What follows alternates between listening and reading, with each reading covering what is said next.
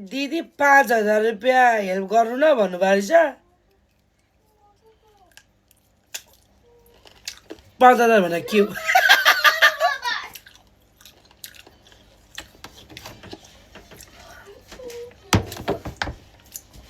आज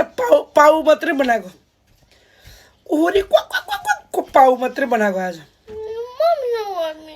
के भयो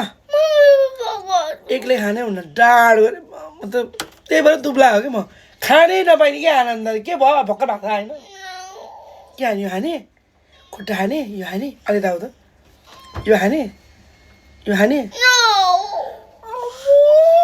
कस्तो मिठो मुख बनायो अलि दाउ त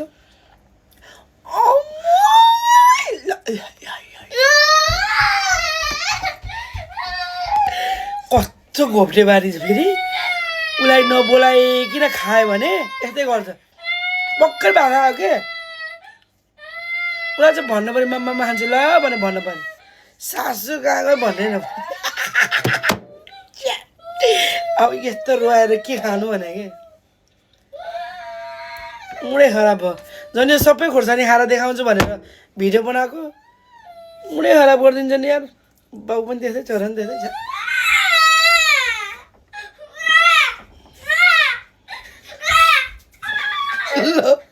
भुतो के भयो ल तिमीलाई सोध्छु है पहिला दुईजना मेरो मामा खान लाग्यो ल सन्केर अब 1 घन्टा लाग्छ अहिले बनाउँछ है ल ए